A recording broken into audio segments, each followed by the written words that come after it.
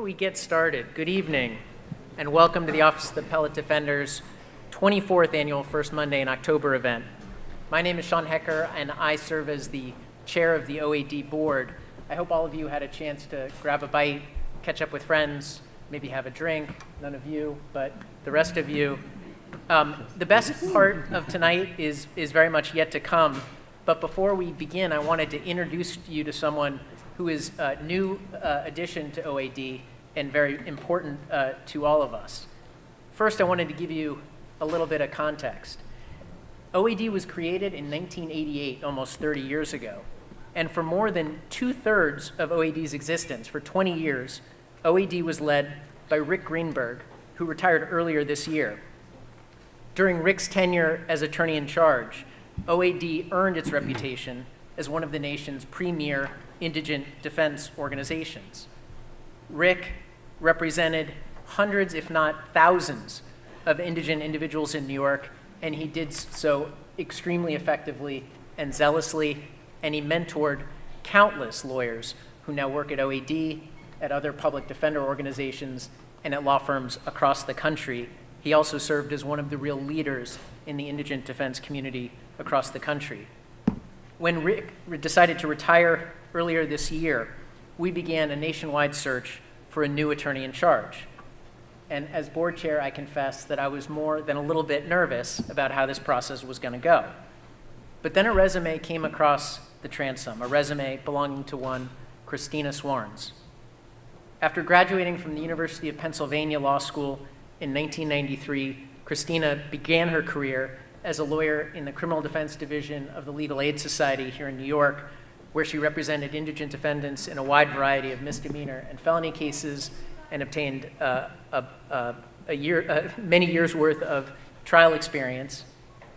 She then moved to Philadelphia and spent 7 years, first as an assistant federal defender and then a supervising assistant federal defender in the Capital Habeas Unit of Philadelphia's Community Defender Office. And there she represented individuals who were facing, had been convicted of capital murder and related offenses, and she was successful in obtaining new trials or new sentencing proceedings for several Pennsylvania death row inmates.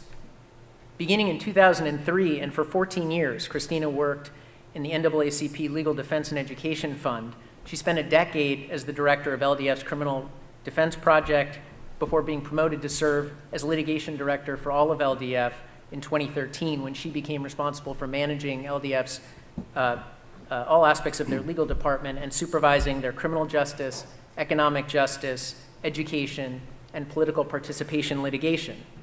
Christina has personally handled more than her share of very prominent cases.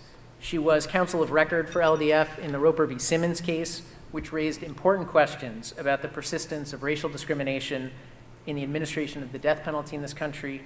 She was co-lead counsel representing Mumia Abu Jamal in a successful challenge to a death penalty that was imposed on one of our nation's most well-known inmates, death row prisoners. And last year, Christina was lead counsel in Buck v. Davis, a case she argued and won in the U.S. Supreme Court, which upheld in a 6-2 vote a challenge to a death sentence imposed following a trial in which the defense expert had introduced racially biased evidence at trial. In short, Christina has dedicated her career to the defense of the most marginalized people in our society. She's a leader nationally, having spoken and written widely about the uneven scales of justice, and she's committed to ensuring that the criminal justice system here in New York is a little bit fairer, administering justice without regard to racial, social, or economic status. She is, put simply, a real find for OAD, and we could not be more thrilled to have her assume the leadership of one of the nation's most prominent and most effective indigent defense organizations. Now, this has been a year of transition for the brilliant lawyers and staff members at OAD, and I'd like at this time to ask OAD's lawyers and staff, I can't see you, but I know you're here, to please rise for a minute. I mean it.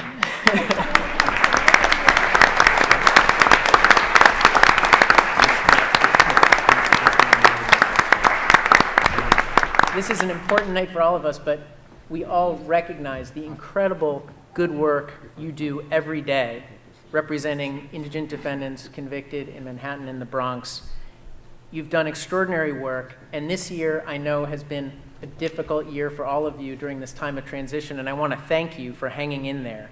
I couldn't be prouder of the job that you all have done every day for a very long time in many cases, and the job you'll continue to do, so thank you.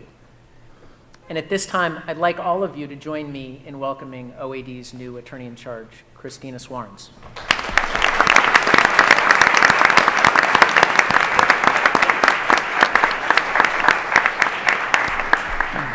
Thank you so much, Sean, for that incredibly kind introduction. And thank you to everyone on the board for selecting me to be OAD's third attorney in charge. It is the privilege of a lifetime to lead this extraordinary organization. Almost exactly 1 year ago, on October 5th of 2016, I argued Buck versus Davis in the United States Supreme Court. Dwayne Buck was represented at his Texas capital trial by appointed lawyers who knowingly introduced an expert who told the sentencing jury that Mr. Buck was more likely to commit crimes in the future because he is black. The stark reliance on racial bias in Mr. Buck's case was so outrageous that many commentators have suggested that the case is anomalous. But the truth is that Dwayne Buck's case is tragically typical. And it's typical in ways that highlight the crucial importance of OAD and explain why I am so honored to lead this organization. In Buck versus Davis, the Supreme Court applied long-standing Sixth Amendment jurisprudence to conclude that Mr. Buck was denied the effective assistance of counsel at his capital sentencing hearing. It reached that conclusion based solely on the cold face of the trial record.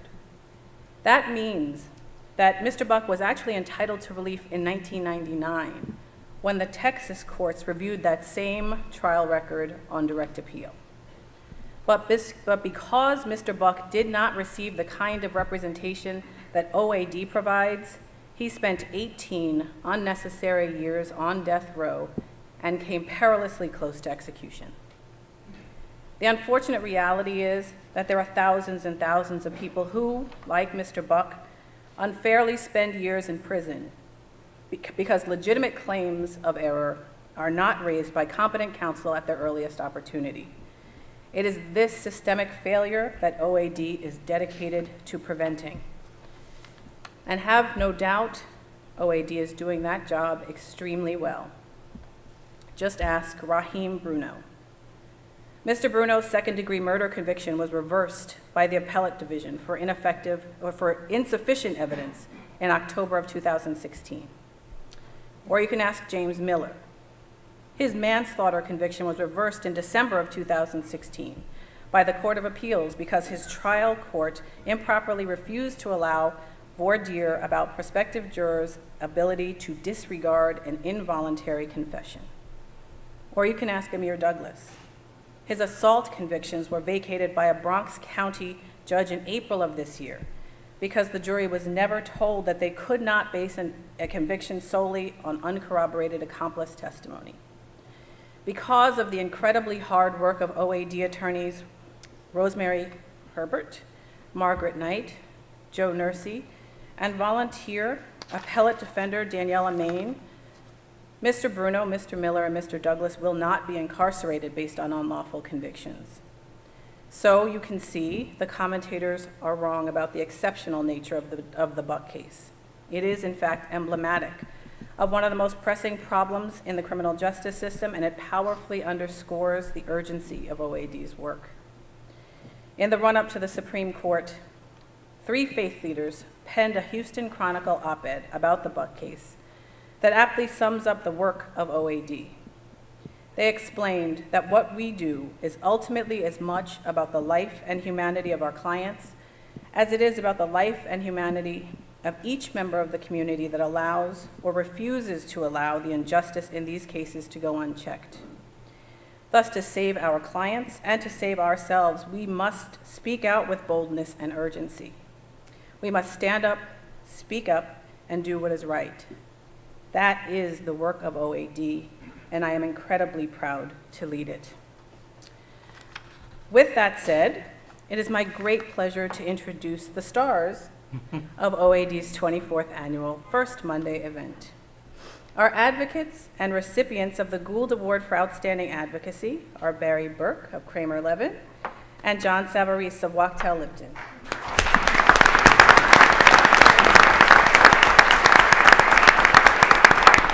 Our Chief Judge and recipient of the OAD Council for Justice Award is Christopher Reynolds, the General Counsel of Toyota.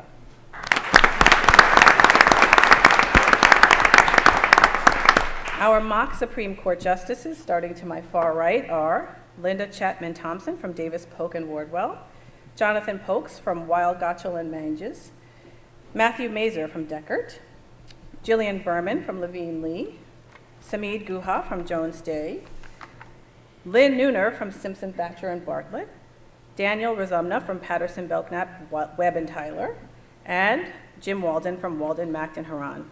I want to personally thank all of you for participating in this evening's event and for supporting the important work of OAD.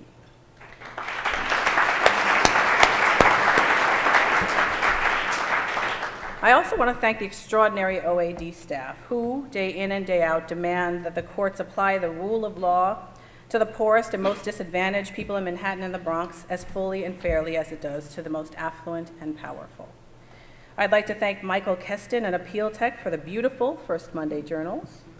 I'd like to thank NYU Law School for providing us with this wonderful space. And last but certainly not least, I want to thank Roy Reardon and Myrna Felder, our esteemed board chairs and First Monday event co-chairs. Okay.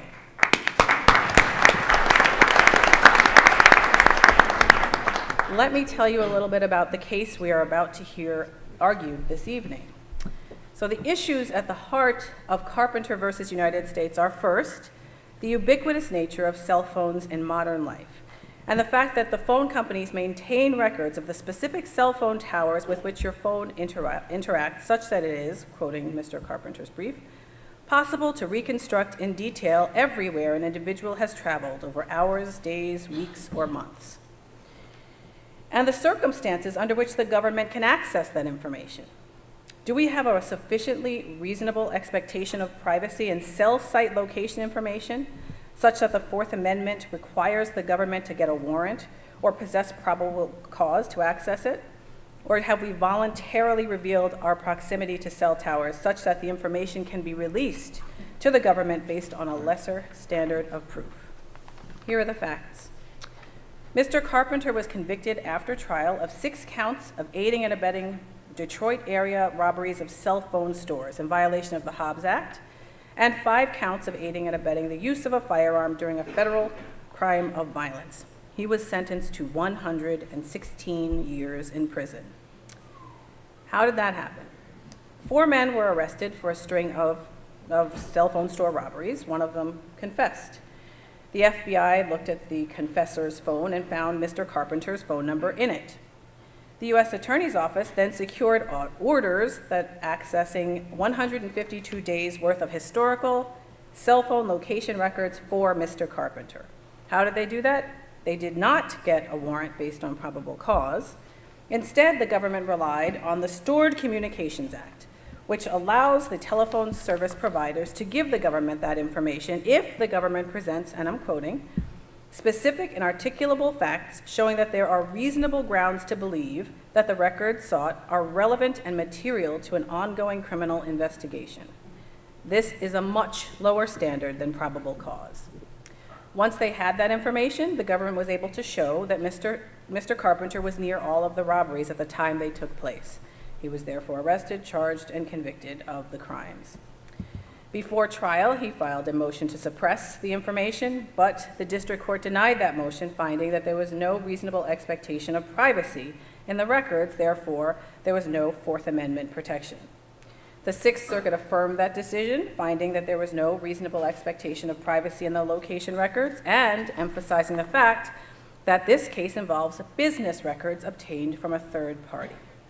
So our Supreme Court, our mock Supreme Court, are going to decide whether, as framed by Mr. Carpenter, cell site location information falls outside of the protection of the Fourth Amendment such that the government can obtain every American's location history detailing their movements 24 hours a day, 7 days a week, month after month, with no quantum of suspicion or judicial oversight whatsoever.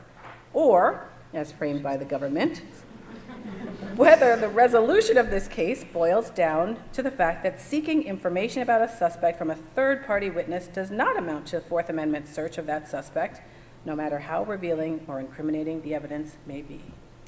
Okay, a few logistical pointers. First, there will be no intermission this evening. After the argument, we will immediately present our awards to our honorees, and then we will observe the deliberations of the mock Supreme Court. But don't get nervous, this will be all over by 9 p.m. I'm now going to ask you to silence your phones. And without further ado, please join me now in the courtroom of the mock Supreme Court of the United States as I invite the court crier, Myrna Felder, to open our court session. The time is 10 a.m. The day is the first Monday in October, 2017. Please rise. The justices of the mock Supreme Court of the United States. Oyez, oyez, oyez. All persons having business before the mock Honorable Supreme Court of the United States are admonished to draw near and give your attention, for the court is now sitting. God bless the United States and this honorable court. Please be seated.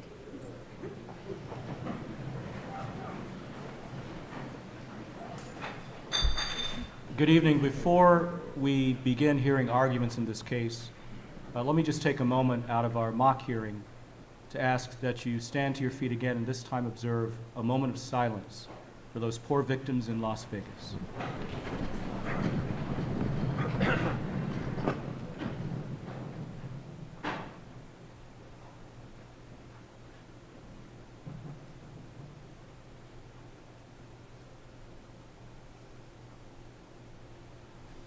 Thank you. Be seated.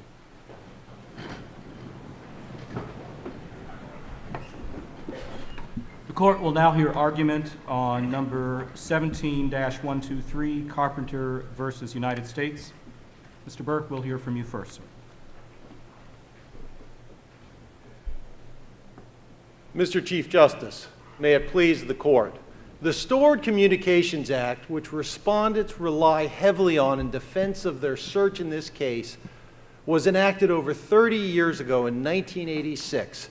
It was a time when less than 0.5% of Americans used cell phones, as compared to over 94% of Americans today.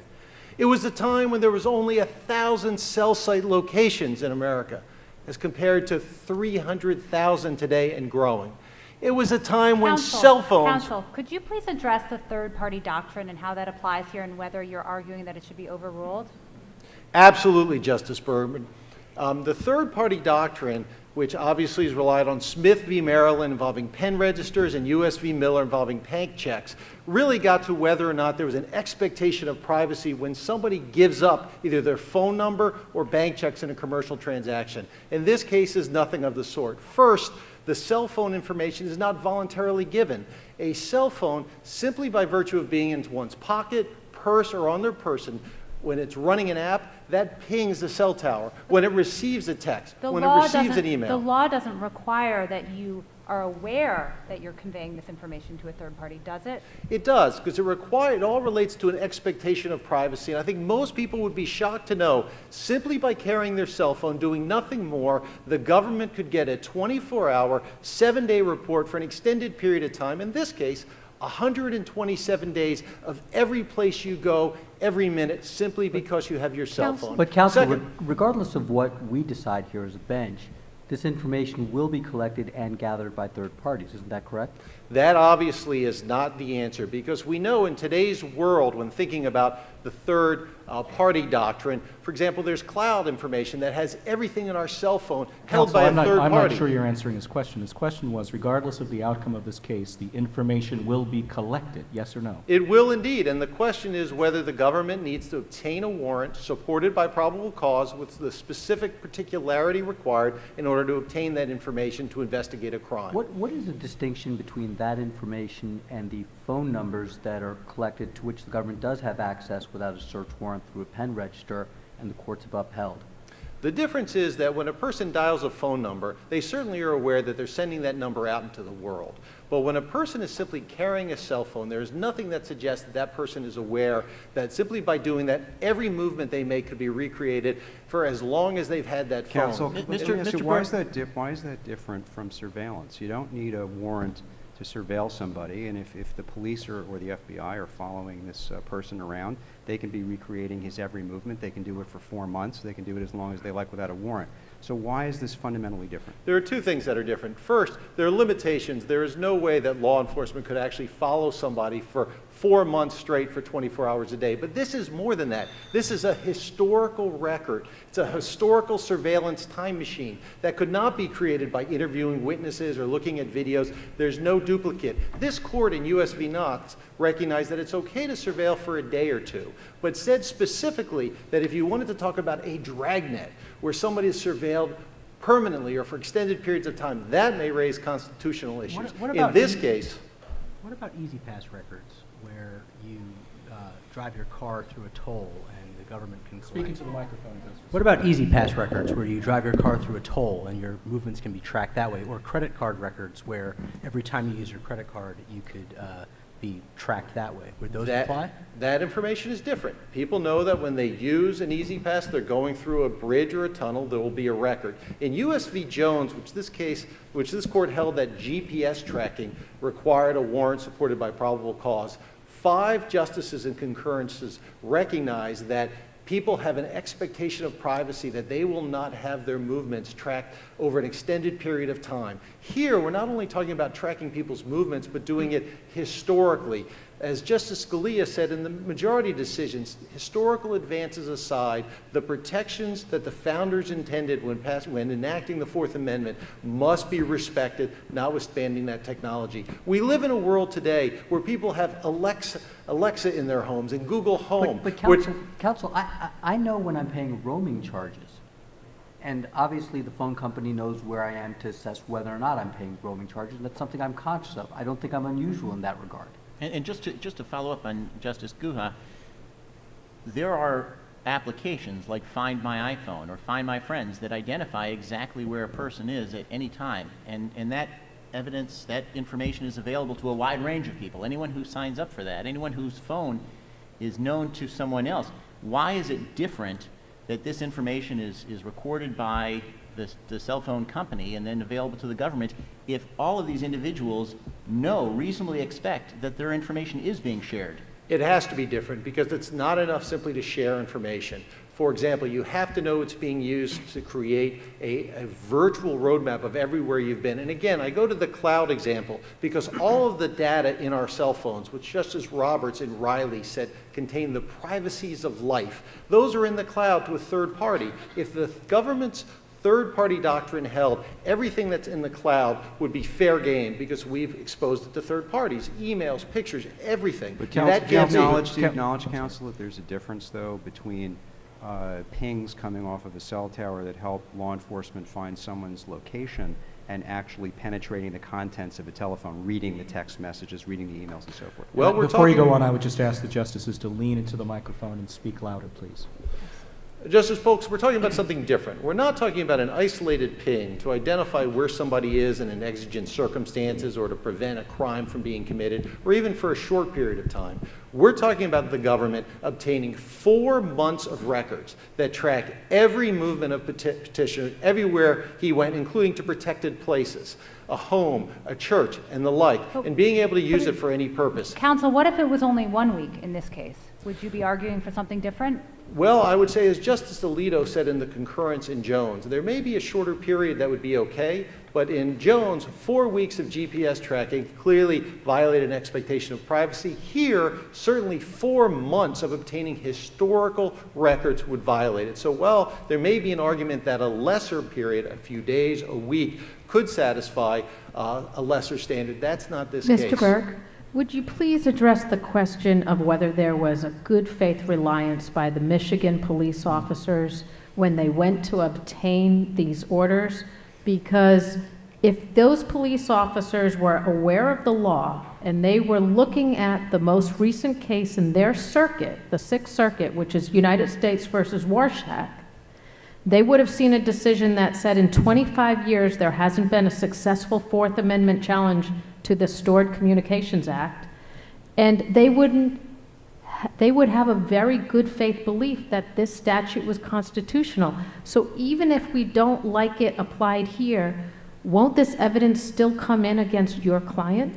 Justice Nooner, I'm glad you asked that. There are three reasons why the good faith exception should not apply. First, the statute itself is set up in a way so 2703 allows two ways for the government to get information, either by a warrant or by a court order. As the Third Circuit recently held, and courts are increasingly holding, the reason for the dual structure, and the only way it makes sense, is if the information is constitutionally protected through the Fourth Amendment, the government needs to get a warrant. So it's not a situation of a clear-cut statute. Second, as the concurrence held is... Mr. Burke, I'm a police officer, not a lawyer. I see a statute that has two provisions. It allows me to get this evidence through a warrant or through a different way. And all I'm doing is reading the statute. Why should I not reasonably rely on the way the statute's written? Well, Chief Justice Reynolds, in all respect, you're not a police officer, you're a lawyer. Because in this case, prosecutors applied for that warrant. They had no exigent circumstances. They knew the reading of the statute. They also knew how unsettled the law was. In the concurrence in David, Justice Sotomayor said that the only way the Fourth Amendment has full force is if, when there's a decision determining its dimensions, as in this case, it has to apply retroactively. How long And did if not, prosecutors will err on the side of unconstitutional conduct because they know their actions will always be safe. But if it holds up to constitutional scrutiny, how long do you have to wait before you can use a statute that Congress has enacted? You're suggesting you have to sit around and wait until it's been affirmed through several courts, and that may never happen if the penalty is you don't get to use that procedure. Well, actually, Justice Thompson, I would say in this case where there was no exigencies, the prosecutors had both the warrant option and the court order option, and they knew that the Third Circuit the year prior had found an expectation of privacy on cell site location information. They knew that the D.C. Circuit had found a similar right to privacy with regard to your location for GPS locations. The year prior, the Sixth Circuit had penalized the same government for violating the Stored Communications Act with regard to email, but gave them a pass. But you acknowledge that the prosecutors in this case, the U.S. Attorney's Office, did exactly what the statute tells them to do, and that they in fact got a court order. So yes, no exigent circumstances, and I understand your argument that there's some uncertainty here, but they did go to a judicial officer and get an order permitting them to do exactly what they did, right? Justice Polks, what I would say to you is they did get an order that allowed them to get information, some information. What I would submit, though, is the statute itself passed by Congress gives two ways of getting it, including a warrant, and I would submit to you, as the Third Circuit has found, that a warrant is required for this type of information. I would secondly tell you that that office knew full and well that when they were seeking the information they were getting, courts around the country were considering, and many holding, that a warrant was required. Those would be the state courts. Mr. Burke, if I can just take issue with my very conservative colleagues here. I'm concerned about the statute too. And I liken it to a statute that says you can get the information by flipping a coin or going to get a warrant. Is there a problem with this statute because it gives no guidance between the two choices? Justice Walden, an excellent question. There are two options. Either the statute's unconstitutional, or you can read it to say that when you seek information such as here, information for which people clearly have an expectation of privacy, you need to go the warrant route. This court has never shied in making sure that the protections intended by the founders are not trampled on by technological advances. Whether it's... Mr. Burke, let me take away the life preserver tossed to you by my justice and ask this question. We talk about a reasonable expectation of privacy, but given this technology, whose reasonable expectation of privacy? My 21-year-old daughter has no reasonable expectation of privacy at all based on her familiarity with the technology. We of a different generation might have a different one based on the technology of the time that we grew up in. But when we talk about what society expects as reasonable, who are we talking about, and how should we ascertain that for the purposes of this case?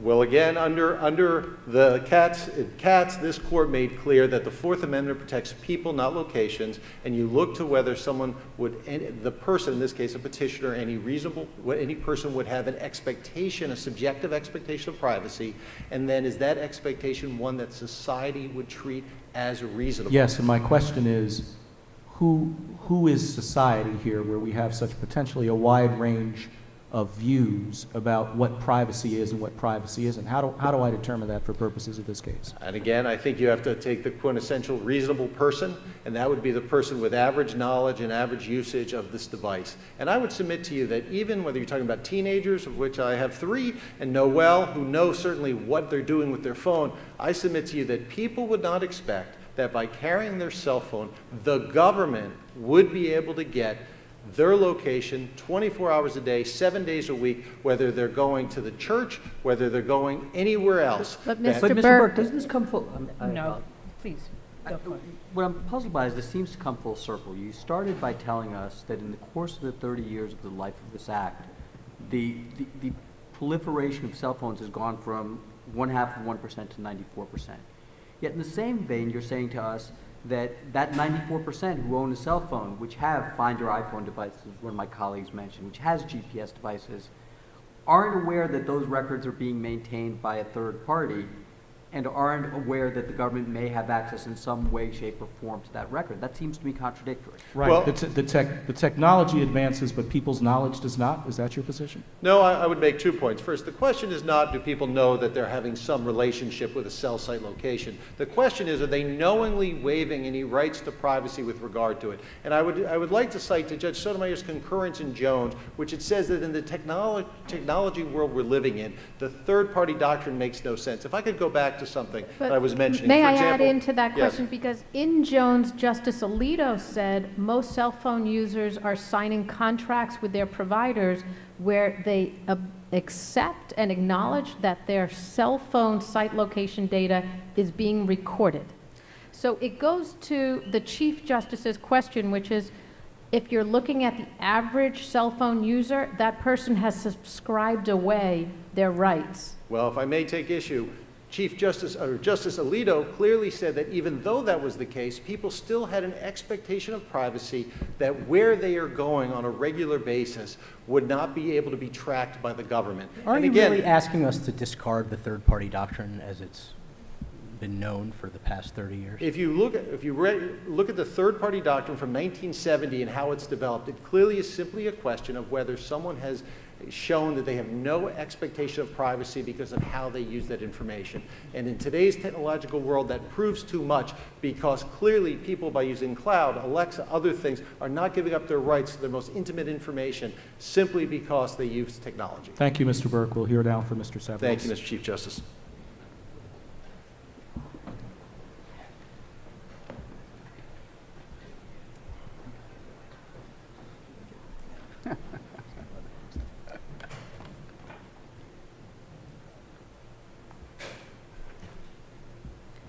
Mr. Chief Justice, may it please the court. My friend on the other side argues that this court should recognize a new constitutionally protected interest in the data captured and maintained in the ordinary course of business by third-party cell service providers that simply reflects which cell tower within that service provider's tower system has handled the transmission of a particular phone call. Counsel, can I ask you, how do you explain the statute? What statute would provide you can get a warrant, which is really hard, or you don't have to, there's an easier way? Why would it do that, and why would anyone go for the warrant under those circumstances? And how does that impact our decision here? Well, the law permits the government to proceed in gathering information in a wide variety of ways. We can use grand jury subpoenas. We can use a search warrant. We can issue a subpoena for testimony.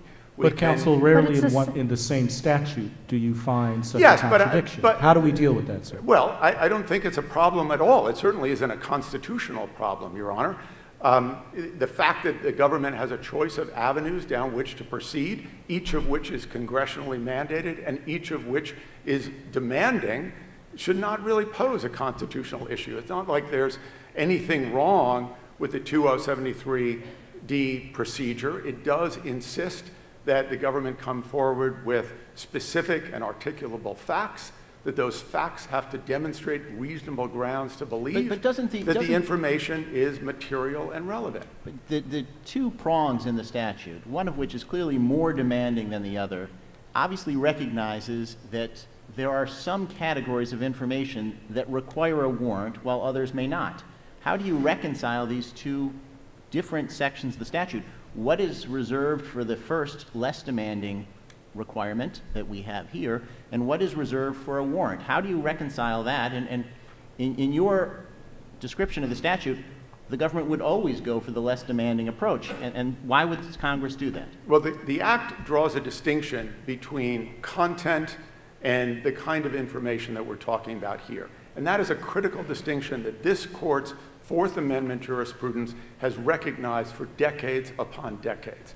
We see it very differently when the government is seeking access to the content of private communications versus simply seeking access to transmittal information. The most obvious example is the long-established and constitutionally permissible practice of law enforcement to be able to record the mailing information that appears on the outside of an envelope. That's perfectly permissible, and indeed, no statutory showing is required. However, if the government wants to peel inside that sealed envelope, then they are invading a reasonable expectation of privacy, and then they must have a warrant. Could we talk a little about the inside bit for a moment? Because at some point, even location will take you into locations that are protected. So to the extent location gets tracked within, for example, your home, that speaks to something that is otherwise protected. Well, how do you address that? But let's talk, a good question, Justice Thompson. Let's talk about what this case is not about. One thing this case is not about is that this information simply does not allow you to track every place, as my adversary suggested, that you are going. Remember, the record is clear in this case. All that this information provides is an inference that a particular phone at a particular time was within an area that was anywhere from half a mile to 2 miles wide. Now, unless the petitioner had a home that was 2 miles wide, we are not looking inside his home. We're not coming anywhere close to doing Mr. that. Savarese, what happens when the technology improves, as it is prone to do? Then the court may well need to revisit the doctrine. But one other thing... As a court, we can see where this is going. We can see where this is traversed over the course of this act. Your Honor, I would suggest that the direction that this case suggests the law is going is not any different from what we already have. We have a regime where, simply on the strength of a subpoena, the government can obtain credit card records. And those credit card records will show you the exact restaurant where you had a meal at an exact time and an exact place. Or it will show you exactly where you purchased gas from a particular gas station at a particular time and place. But it's not because the restaurant is pinging my credit card, right? Isn't this an intrusion by the system, the cell towers that are pinging the cell phones? It's very akin to the cases where we've held where there's an intrusion. We'll regulate it more closely for constitutional purposes. Like the GPS case, for example, where we require a search warrant. Let me try to take both questions on in the following way. It is true, as this court has recognized, that over 90% of American adults today own a cell phone. As a result of that, it is a near universal experience for all of us to do the following things. We check how many bars our phone has before we place a call. We all have had calls dropped mid-sentence, very frustratingly, because we know our phone is no longer in contact with a tower. And we also know that when we are in a remote location, we are unable to place a call at all. Why? Because we know that the towers are far away. So are you suggesting that based on the variability of cell phone performance from one network to another, I should automatically and reasonably assume that the government can take that information and use it against me and not be in violation of the Fourth Amendment? That seems to be a pretty far leap there, counsel. Well, Your Honor, this is a reasonable and understood phenomenon in America. By whom? Now, I'm going to pose to you the same question I posed to your worthy adversary. I think whose reasonable expectation are we talking about? You'll forgive me for a perhaps facetious response, but The we Chief all Justice watched... does not believe in facetious responses, counsel. But it is a mock argument. No, Chief Justice, not even a mock one. Argument. So we all watched vividly for years a very famous ad campaign run by one of the major cell phone carriers. And you will all undoubtedly recall the famous tagline, "Can you hear me now?" And the reason why that resonated, the reason why that stuck in everybody's head, is because it's part of our everyday experience. We know that these devices are having to communicate with fixed points.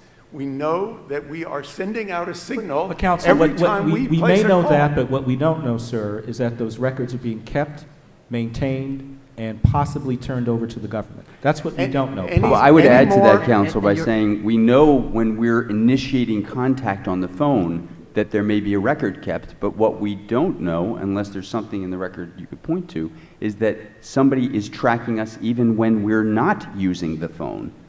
Are you saying that that's irrelevant constitutionally? Well, I'm not saying that, Your Honor. This court has said repeatedly that the specific knowledge of whether or not a third party is going to get the information and be able to turn it over to the government is not a necessary ingredient to invoke this court's long-established third-party doctrine. So it's not me, but this court that has recognized that. We have relied on the voluntary production of information. And in today's environment, where cell phones are really a fact of life, 94% of the population in the United States has cell phones. No one leaves their house without it. If they do, they go home and get it. Do we really expect that people will not use their cell phones? And if Justice Walden is correct, that this is not something known to people, that when they are not using their phone, they are nonetheless being tracked, how is this something that is permissible under the Fourth Amendment? If people are unaware that all of their movements, even when their phone is not being used, is still being tracked, how is that acceptable? This court has never insisted, and in United States v. Miller, the court addressed your very question, Your Honor.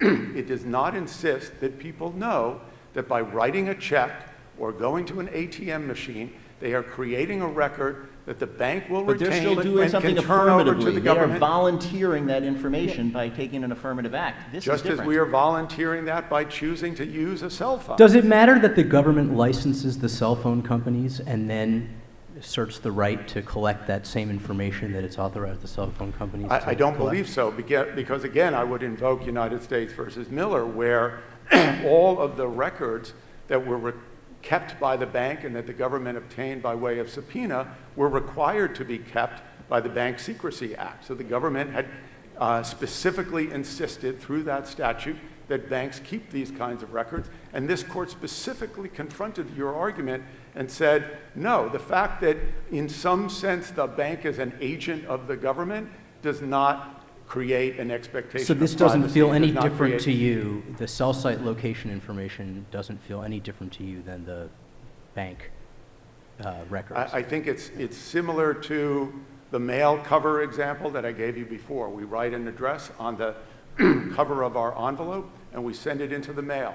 I doubt that most people know that the government can easily and without any warrant can record that But information. Counsel, I'd like you to address the Warshawski case in the context of the good faith exception. Isn't it a fact that the U.S. Attorney's Office here knew that several circuits, several courts around the country had ruled that this subsection D was unconstitutional?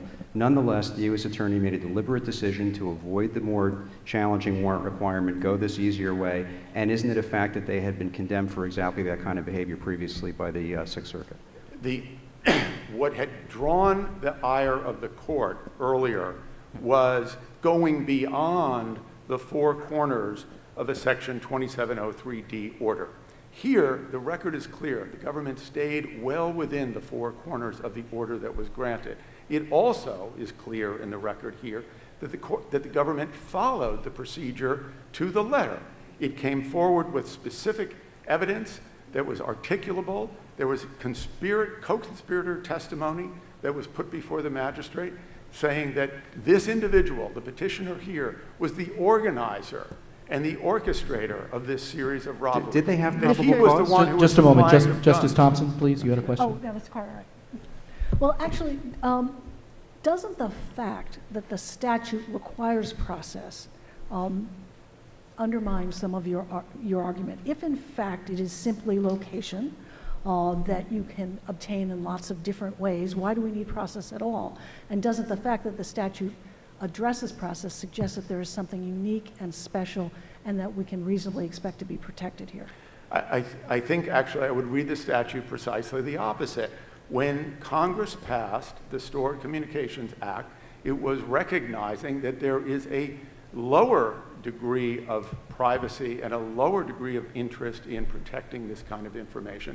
That's precisely why it provided for an alternative mechanism. So the warrant It did requirement not- is just superfluous? We should just ignore it? It exists for no purpose? We have no inference to draw from the fact that Congress included a warrant requirement in the Stored Communications I Act? certainly don't think there's any constitutional inference that one can draw. Congress can provide alternative mechanisms. It does that all the time when enacting statutes. Mr. There's no Severus. constitutional rule that says that Congress can only pick one way of acting. Indeed, this court's cases have repeatedly recognized that it is precisely for Mr. Congress Severus. to make these choices. Would you stay for a moment with the good faith reliance argument? Mm-hmm. Because we're here to decide a question of whether this evidence should be suppressed. Your adversary stated that at the time in May and June of 2011, when these Michigan police officers applied for this order, they should have known that other state courts, so I believe it's Massachusetts, New Jersey, and Florida, ruled that this type of CSLI data had a reasonable expectation of privacy around it.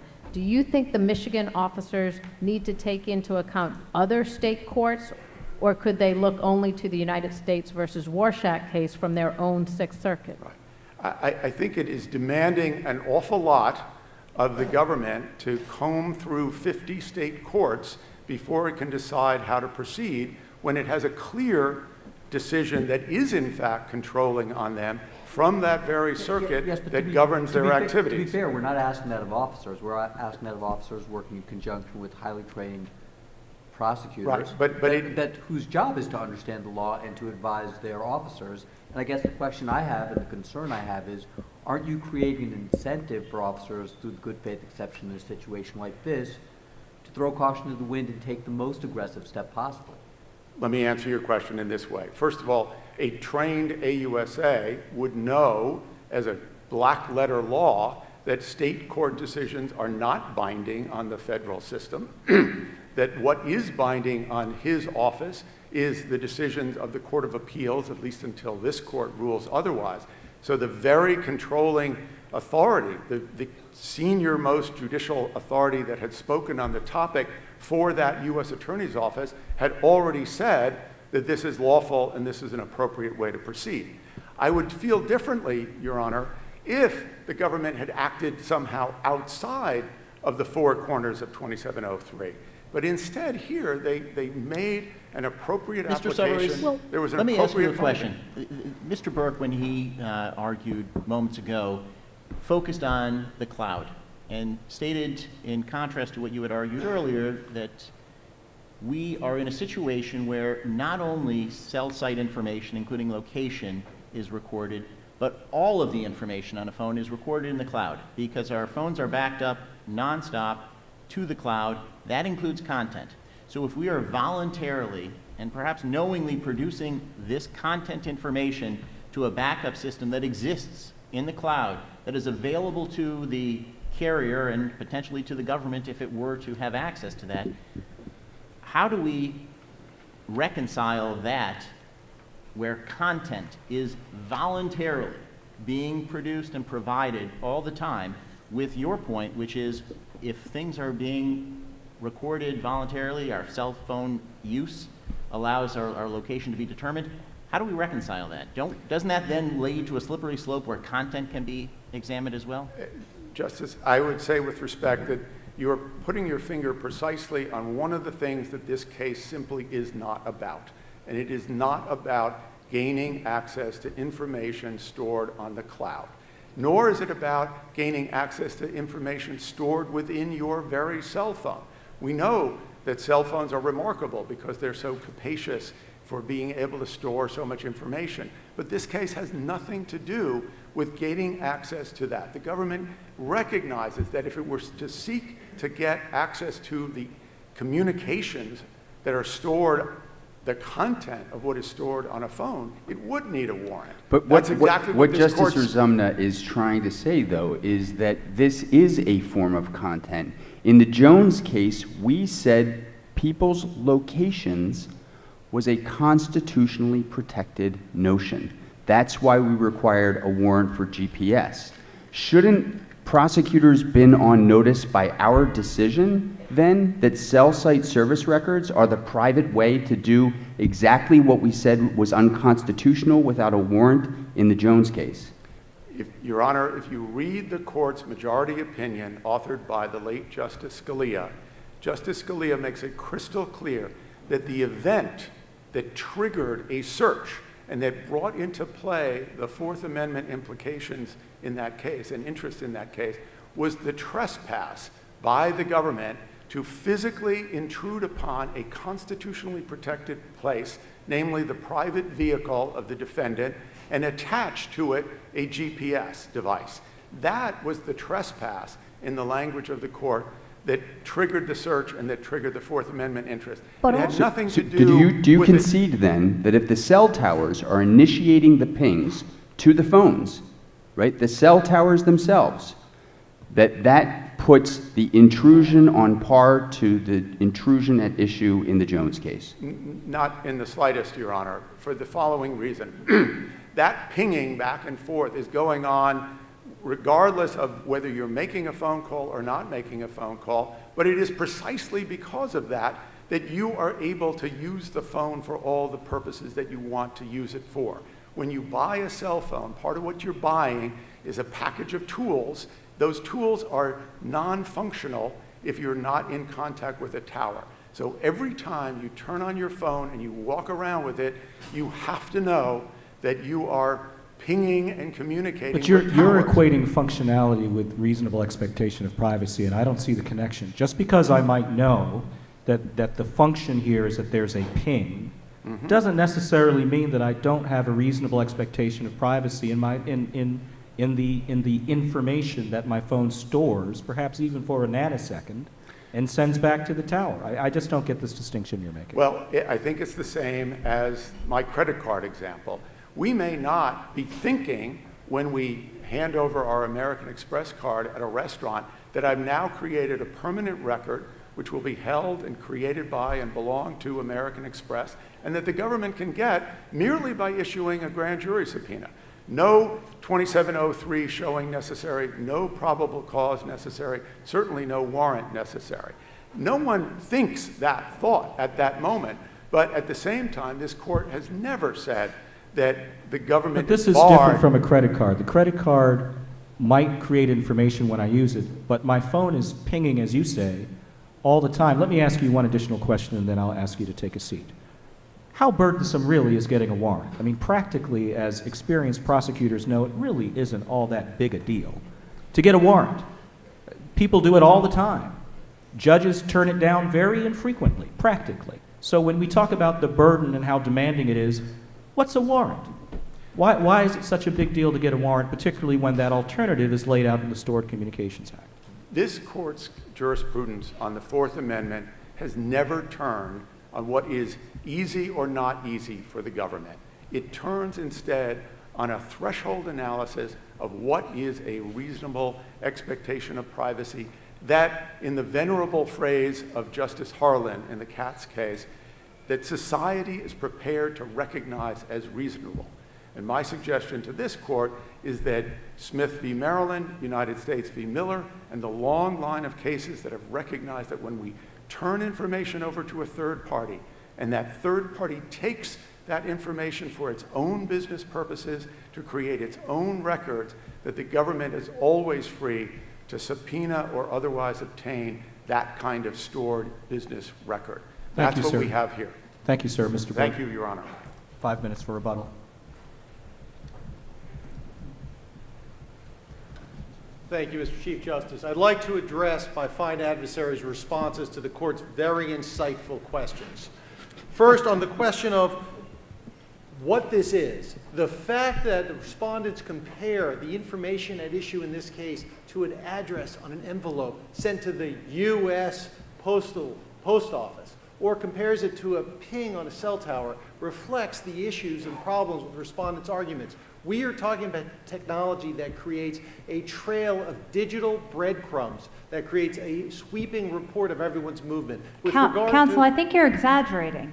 It doesn't tell you, for example, where somebody is precisely. It doesn't tell you if they are inside or outside. It doesn't tell you who they're speaking to, and it doesn't tell you what they're speaking about, does it? No, but let me tell you, Justice Berman, if I could, it really is a historical dragnet. First, in a city like the great city of New York City, which, as the record shows, cell data is much more accurate. You would know if I went to the side of the town where my church is, that I was going to a church. Again, a protected locale. That's what happened in this very case. But I don't know that for a fact, do I? If you see every Sunday at 10 a.m., over 127 days, like in this case, I'm at the exact location, and it's right around the area of my church, you can bet that I went there. If you know I went to a hospital. And that is a strong inference, but it is not a fact. If you know I went to a hospital for treatment, and I was at that, right around that hospital every single day, you might know that I have a problem with my health. If you saw me go to the area where the casino was at, you would know I gambled. But Mr. If Burke, you learned I had a girlfriend. That's exactly the distinction between content and the information here. You may know somebody is in these areas or in these places, but you don't know what's going on.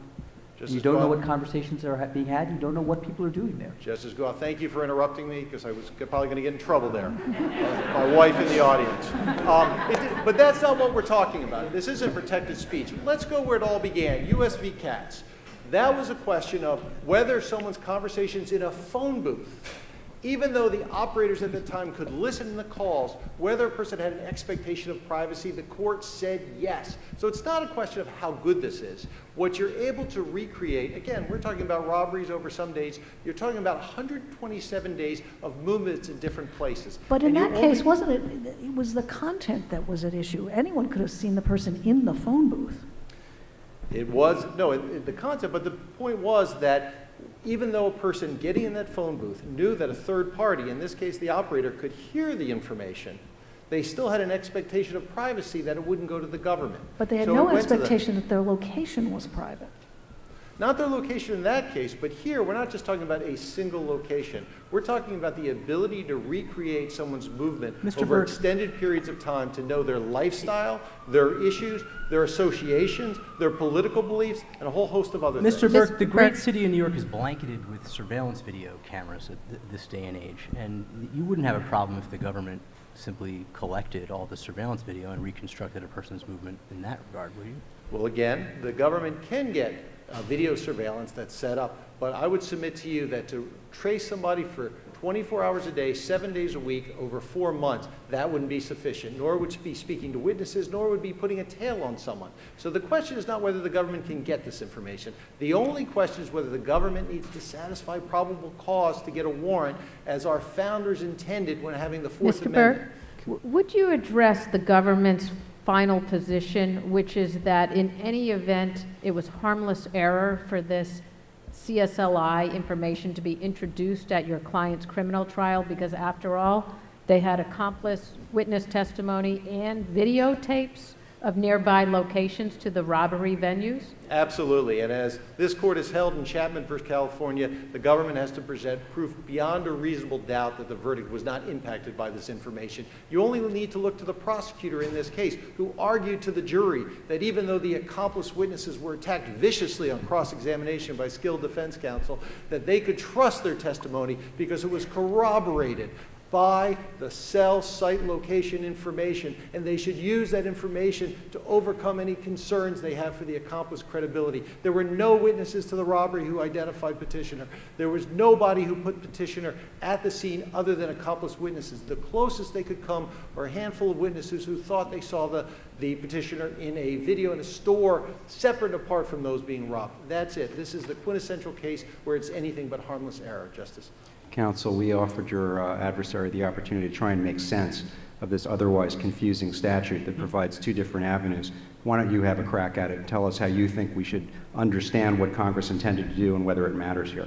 Again, it's important to know that when Congress enacted this, it was a time when they didn't have this ability to recreate this kind of information. Congress clearly had to create an option for prosecutors, skilled prosecutors, just like my adversary here, who would know what the law is in the Third Circuit and the D.C. Circuit and would get a warrant when that's what was required for that information. That's why it's not only a warrant is required for content, but also for the communication, either a warrant or an order. The only way to make sense is that in a case like this, when they're trying to get 4 months of every movement of a petitioner, they have to go the warrant route. And that's all you would have to find. It would not require you to find the statute unconstitutional, only the search in this case. Thank you, Mr. Burke. The case is submitted.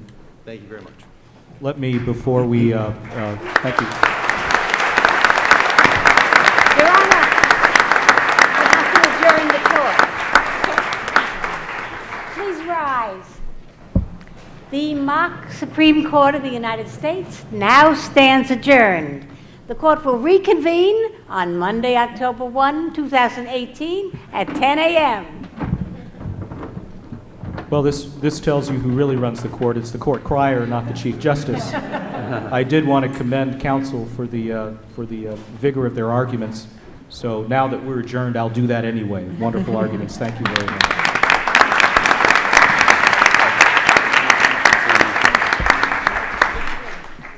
Well, let me join Chief Justice Reynolds. When you have advocates of this caliber, Chief Justice Reynolds presiding and a bench of this caliber, you expect a great argument, but that was truly, truly outstanding. I want all of you to join me in congratulating them on a job exceptionally well done. And I want to thank you and all of you and all of you, your law firms, your firms, Toyota, for sponsoring this evening's event. We've raised close to $500,000 tonight, which goes to, goes to ensuring that OAD can continue providing exceptional representation for indigent New Yorkers. I am honored to share the stage tonight with some of our country's very finest lawyers, and I feel particularly honored with respect to this year's 3 honorees to have worked closely with each of them and been able to see up close and personal just how talented this group of lawyers is. I'd like to start with my friend Barry Burke and ask that he join me on stage. And I'll start as he's walking up here, but Barry is, quite simply, one of the country's greatest criminal defense lawyers. Here in New York, he has become the man to see, the guy seemingly every CEO, every senior executive, and their companies want to hire when it hits the fan. The guy our mayor called when both federal and state investigators started poking around some campaign finance issues. And the guy who, far more often than seems possible, walks his clients out of courtrooms as free as when they walked in, or better yet, prevents them from ever seeing a courtroom. Barry has also been a role model for me personally, knowing out of Harvard Law School that he ultimately wanted to be a defense lawyer in private practice. Barry took the path slightly less traveled. After spending a year clerking in the Southern District of New York for Judge Mary Johnson Lowe, Barry went to work for my old office, the Federal Defenders of New York. In 4 years there, Barry tried an unthinkable 19 trials. You could spend a couple years down there now and not see 2, just to give you some sense of perspective. And he obtained something like 10 acquittals. Now, I haven't audited that, but I'm going with that. That's the story down at the federal defenders. And you think about it, I'm sure you're thinking about this yourself. How is it possible that in an office that randomly assigns clients who walk in, that Barry could get so lucky to have that many innocent clients when he was working as a public defender? Don't take the plea. Now, obviously, luck had zero to do with it. Barry has continued to rack up more than his share, far more than his share of acquittals in private practice. A larger-than-life presence in a courtroom, or indeed any room, Barry has managed to get many different audiences, prosecutors, opposing counsel, judges, and yes, juries, to see things his way, to want to see things his way. That's his real gift. And that is what has made him one of the great trial lawyers in the country, one of the great criminal defense lawyers in the country, why he's in the American College of Trial Lawyers, and while you can't find any reference to the best lawyers in town that doesn't include Barry Burke at the top of that list. He's also been a tremendous friend to those, myself included, who followed in his path from being a public defender and going into private practice. He's looked out for us. He's helped us in our careers. He's thrown us some awfully good cases, given us opportunities to shine. I am incredibly grateful for that. I know there are a number of other folks who've also been down that path who are grateful as well. I think Barry would tell you that his years as a federal defender were among the most transformative of his career. And although he spent the last 20 years now as co-head of the litigation department at one of the great litigation firms in the country, Kramer Levin, Barry hasn't stopped finding ways to contribute to the neediest New Yorkers. For a long time now, Barry has been the chair of the board of the Coalition for the Homeless in New York. He's been a longtime board member and a chair of the Federal Defenders of New York, and he's been involved in countless civic activities in the city. Those of you who get fundraising letters from Barry Burke know exactly what I'm talking about. I'm very, very proud to call Barry a friend, and I'm thrilled to be able to honor him tonight with OAD's Gould Award for Outstanding Advocacy.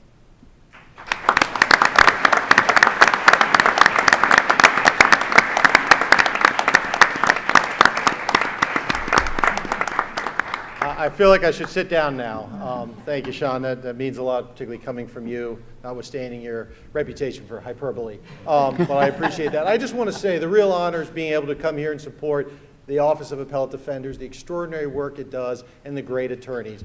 I went to law school because I wanted to be a criminal defense lawyer. When I was looking to clerk out of law school, I looked for a federal judge who was a former criminal defense lawyer. I was surprised there were so few, but I did find one. And then I came out and I wanted to be a public defender, and I was so excited and I loved every minute of it. But I know, and I was shocked how hard it was. How often, whether it was the cab driver who asked what I did, or even my parents who would make comments like, well, maybe if you do a really good job, you can be a prosecutor one day. And I know the challenges that you folks who are in the trenches, representing people, you also have with your own clients who don't always understand that the notion that there's that you don't get anything for nothing. There's exceptions with the Sixth Amendment in play. So my hat is really off to the great work that the attorneys do at the Office of Appellate Defenders, the board, and Sean, and everything else. And I'm just happy to be here. And you guys are the ones who deserve the award. Thank you.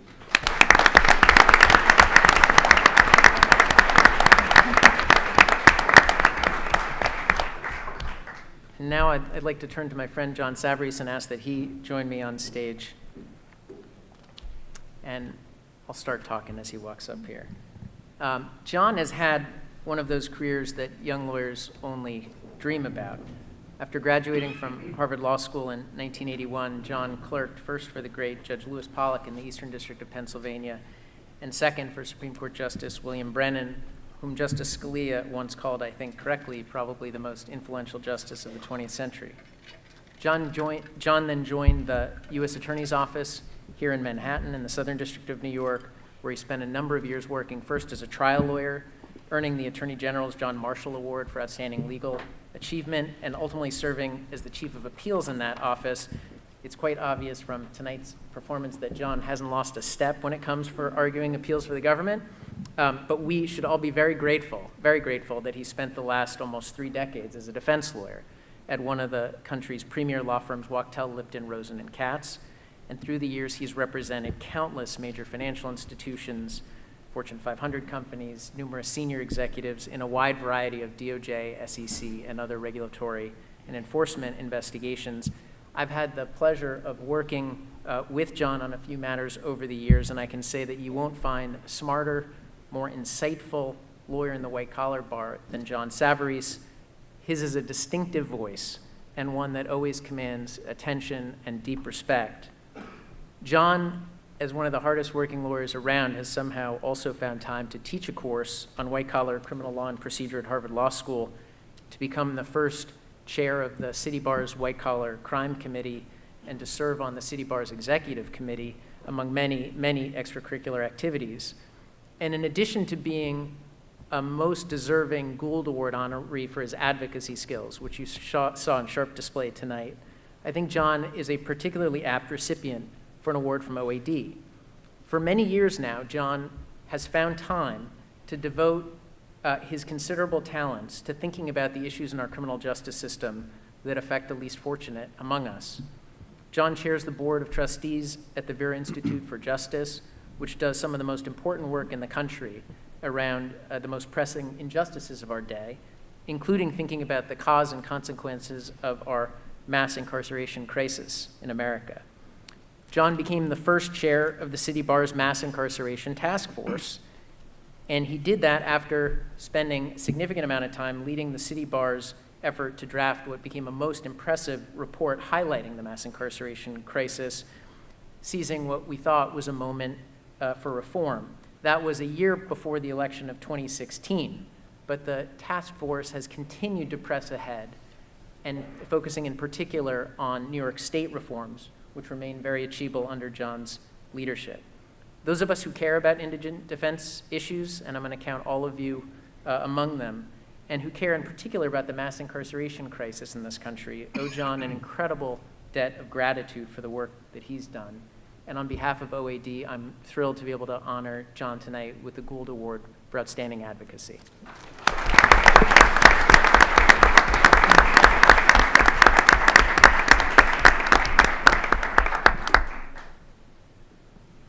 After 20 minutes in front of this ferociously hot bench, I don't have much to add, or much energy to add much, but I do want to join in saying thank you to all of you for being here and for supporting the incredibly important work that the Office of Appellate Defender does. It is one of the jewels of this city.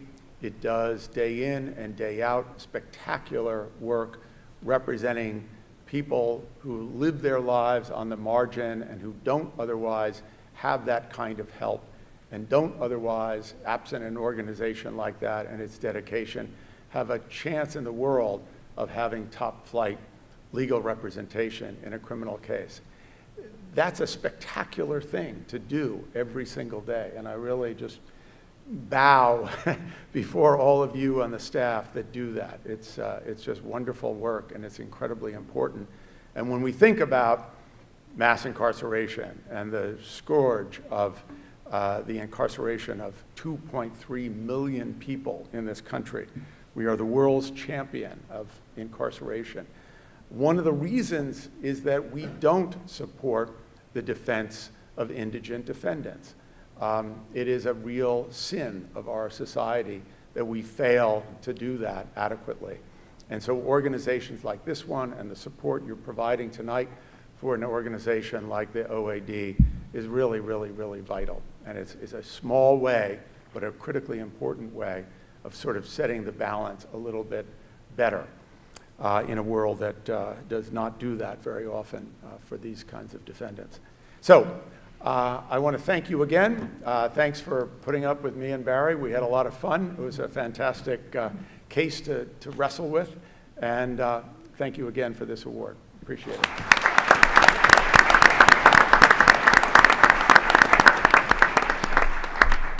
Now, my final act tonight gives me the great pleasure of honoring Christopher Reynolds with this year's Council for Justice Award.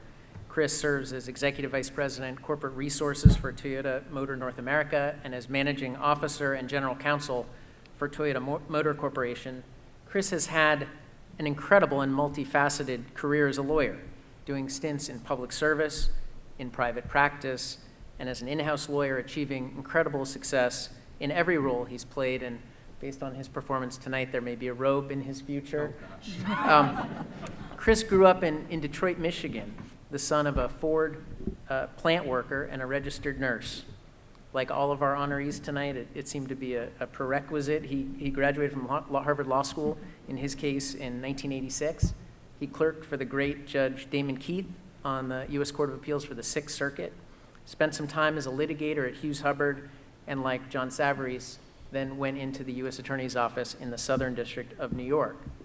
After leaving life as a prosecutor, and it seemed like he left it pretty far behind based on today,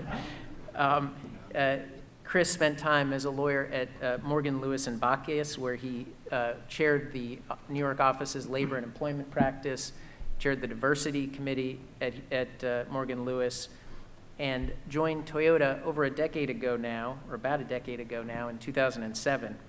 I've had the privilege to work with Chris for going about 7 years ago now, when I first started doing some work with Chris.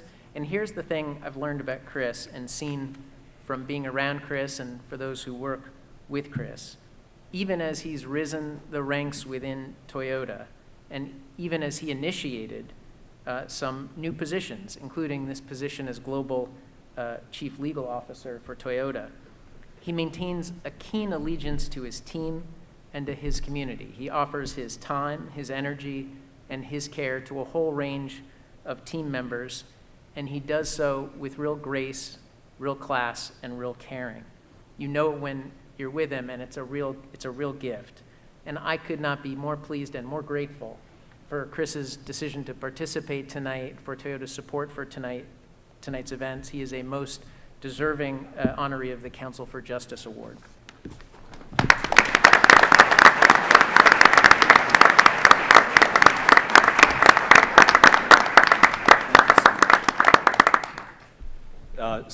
Such kind words, and I really appreciate them. In the lovely script that the team at the OAD was nice enough to give all of us in advance, it said that you may take off your robe at this point. I kind of like this robe. I think it's a good look. I also like that Chief Justice Reynolds sign. I'm going to take it with me when I go. I want to mention 4 names, 3 of whom are with us, 1 of whom is not, 2 of whom are literally with us or should be with us. I saw them earlier tonight.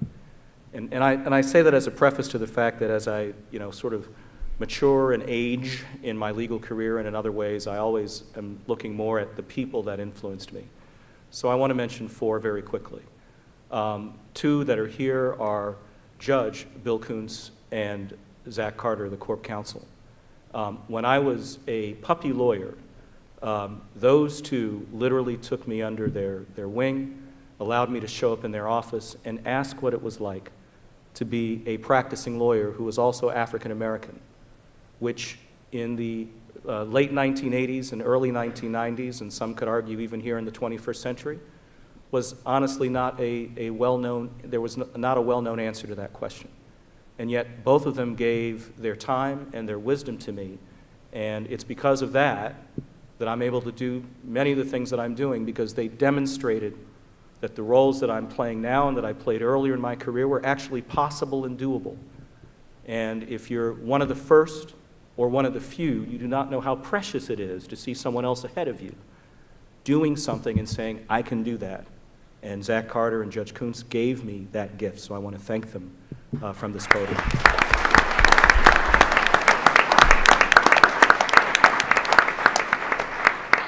The third person I want to thank is Damon Keith.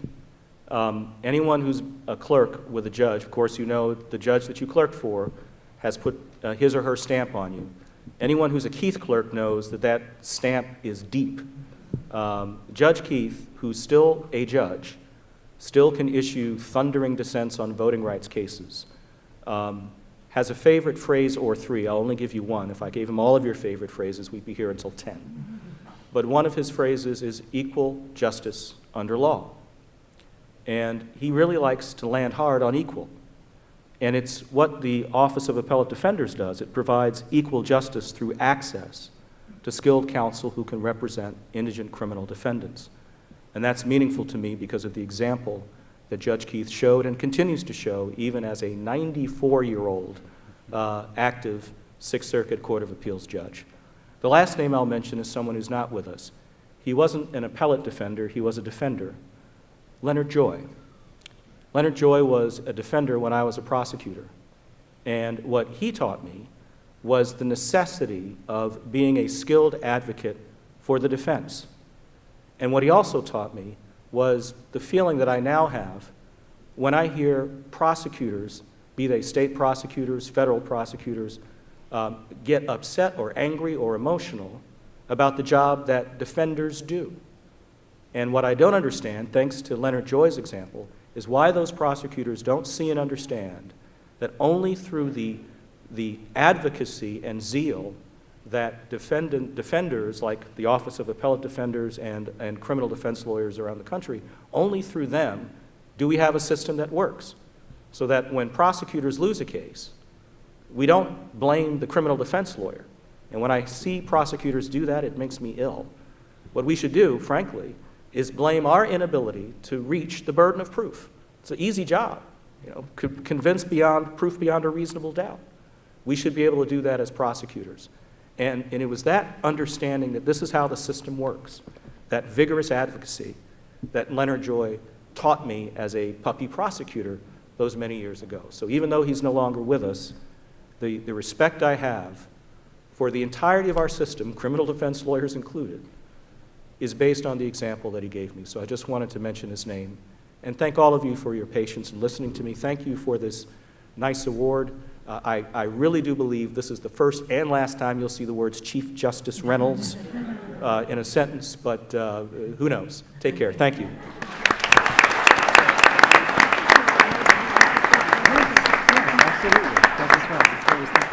Except for you two leaving, I'm going to ask the rest of you to remain in your seats in the final act of tonight's program.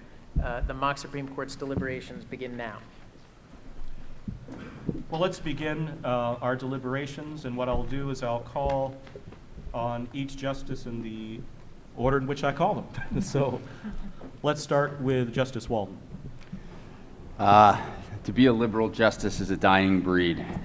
But when I looked at this statute, Chief Justice Reynolds, it reminded me of George Orwell, and I concluded that the statute allows the government to do indirectly what we've told the government they can't do directly, which is to track people. And that's what happened in this case.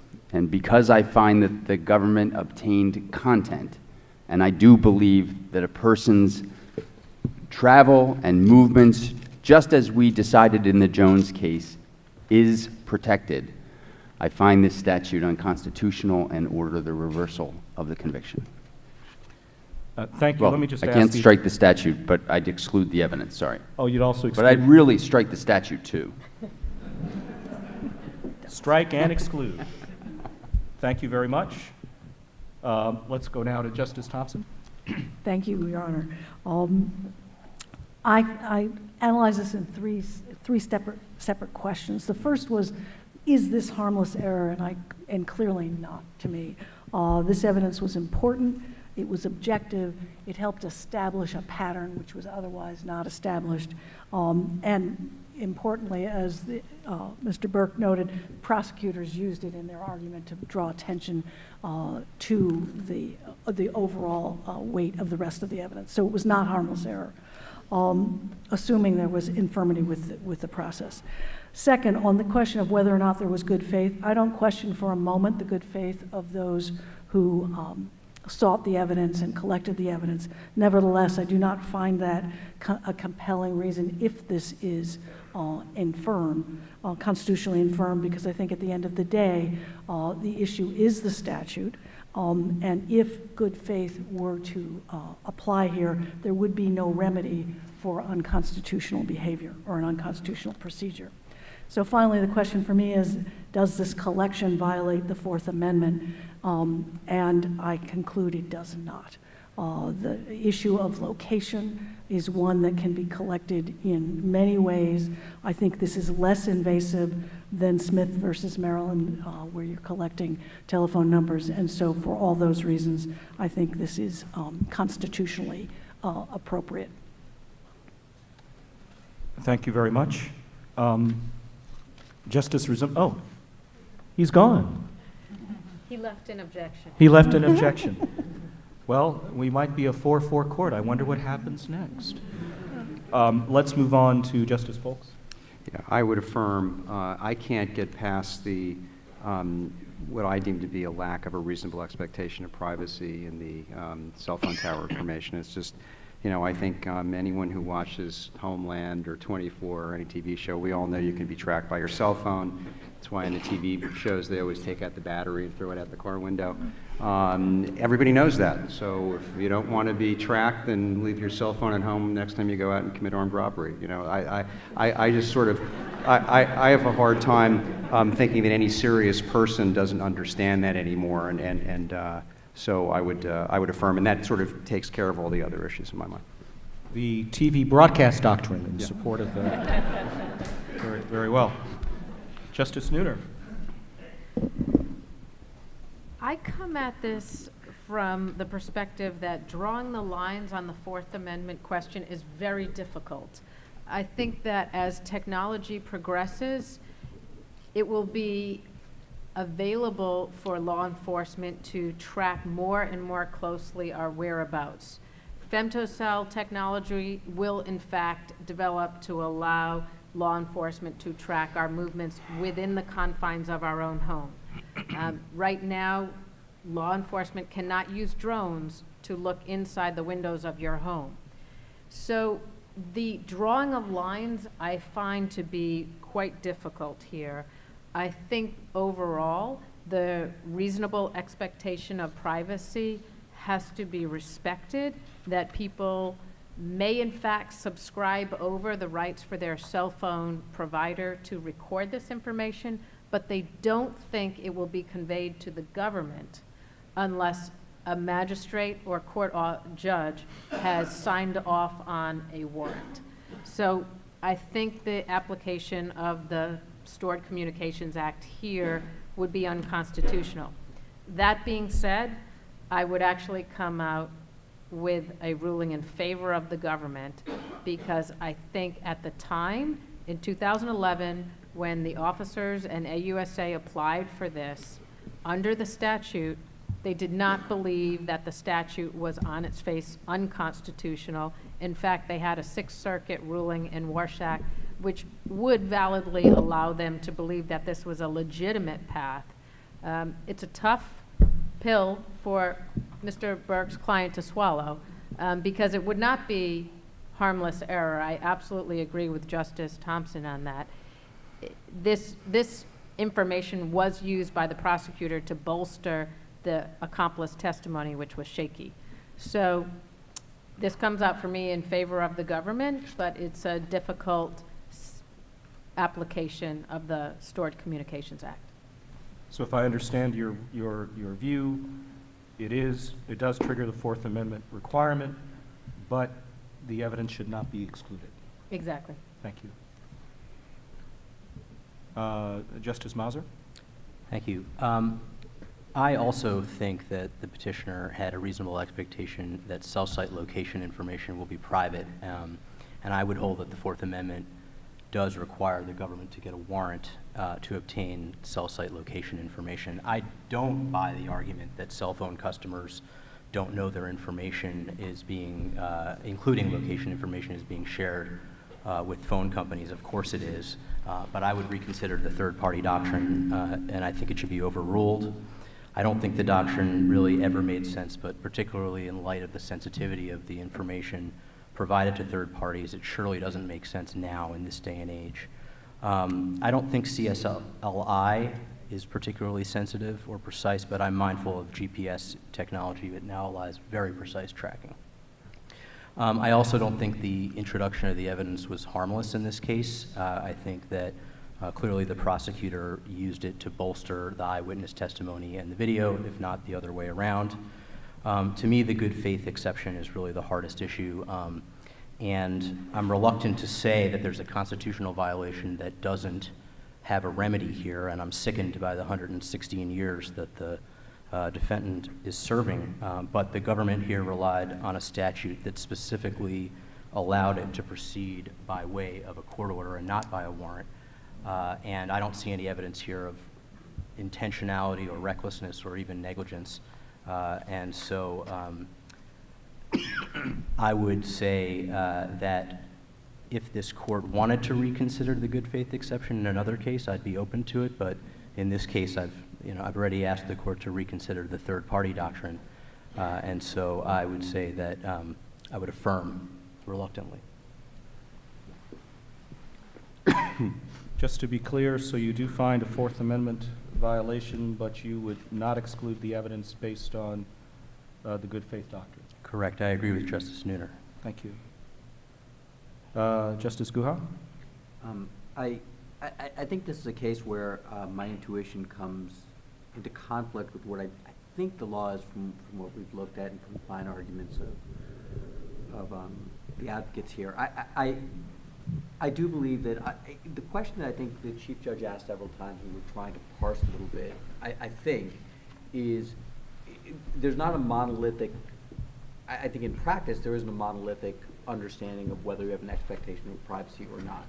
In my head, I have a picture of my 83-year-old father saying, aha, see, another reason you shouldn't have a cell phone. Myself, I kind of adopted the magic box theory of cell phones for a long time before I became a prosecutor, which, like airplanes, I don't want to know how they work, but if they get me from point A to point B, that's great. Same with the phone. If I pick up the cell phone, I don't want to know what happens to it. I just want to know that when I push the numbers, the call comes through. So understanding is, you know now, as I know now, that all of this additional information, that does trouble me. And, I guess the opposite end of the spectrum, there are probably children who know all of this and would look at us and laugh and go, of course that's obvious. Of course I know that this information is gathered and collected. But I think from the, what I struggle with is I do believe that I'd like greater protections of privacy, and I do think that this information and your whereabouts, it poses a frightening spectrum that the government can track your whereabouts at every single step along the way. It's one thing if the government knows that I'm at NYU, maybe I wouldn't care about that, but perhaps I would care if I was having a meeting with a client that might be of interest to the government in another room in this building, and I have no idea whether cell site information is that precise at this moment in time. I have no idea whether it will be 5 years from now or even maybe 5 months from now. But in terms of how I would vote here, I think unfortunately Mr. Burke, despite his fine arguments, has to run the table. As far as I can see, he has to demonstrate there was a privacy expectation that fills the requisites. The third-party doctrine, to me, as unfortunate as it might be, I think is a real problem. I don't think this is the government collecting this information. This is private citizens voluntarily sharing this information with third parties, and I think that makes a significant difference. And the third prong, in order to run the table, you'd have to prove that the good faith exception doesn't apply. And while I'm troubled sometimes by the good faith exceptions being kind of the catch-all, because I think it does wrongly incentivize law enforcement to be aggressive where maybe they shouldn't be. That's still quite a hurdle to surmount, and I don't think in this instance the petitioner does. So I would vote to uphold the conviction.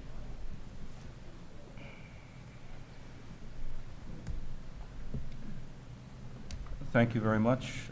Justice Burnham? I would vote to affirm. In my view, there was no search here because there was no reasonable expectation of privacy over the data that was collected, maintained, and ultimately provided by a third party. In my view, the petitioner, as with anybody, relinquished the reasonable expectation of privacy in using a cell phone and assumed the risk that this information would be collected and ultimately potentially provided by a third party. And in that regard, I don't view this information as materially different than toll records or information obtained pursuant to a pen register. And I think this court's jurisprudence has not required subjective knowledge that the information has been conveyed to a third party for the third party doctrine to apply. So I find that there was no subjective expectation of privacy, and moreover, even if there were, this is not an expectation of privacy that is viewed by society such that there was no search. And I come back to the fact that I don't see how this information is materially different than the type routinely collected via subpoena or through other means, credit card records and other business records that are regularly collected, and yet it is a far cry from the type of material that we need a search warrant to obtain, such as the content of email communications or diaries or other records or information obtained within somebody's home or other private place. So for all those reasons, I affirm. Thank you very much. I'm just going to quickly make sure that I've got the right count so far. So Justice Walden, you would vote to vacate. Justice Thompson, you would vote to affirm. Our absent justice has no vote. Justice Polkus, you would vote to affirm. Justice Nooner, you would vote to affirm. Yes. Justice Mazur, you would vote to affirm. Justice Guha, you would vote to affirm. Justice Berman, you would vote to affirm. I unfortunately would vote to affirm. I do believe that there is in fact a reasonable privacy interest here. I think that the inference between your location and what you're doing is sufficiently strong to require constitutional protection. However, I find it difficult to get around the construction of the statute and the fact that it allows two different alternatives to the observer, to the reader, and that is of doing it by way of warrant and doing it by way of a non-warrant alternative. I think both a police officer and a lawyer looking at that could, in good faith, assume that they were not violating the Fourth Amendment by following what the statute dictated. Akin to my fellow justice, I think this is a somewhat perverse outcome, but based on the law that's presented to me, I feel I have no option but to affirm based on the good faith exception, even though I do find that there's a reasonable expectation of privacy. So with that, I believe we have a vote of 7-1 for affirmance. So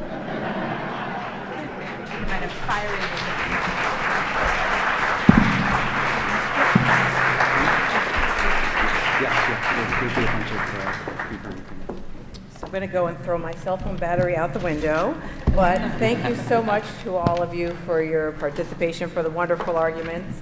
The evening is done. We look forward to seeing you next year for the 25th annual, first Monday in October. Thank you.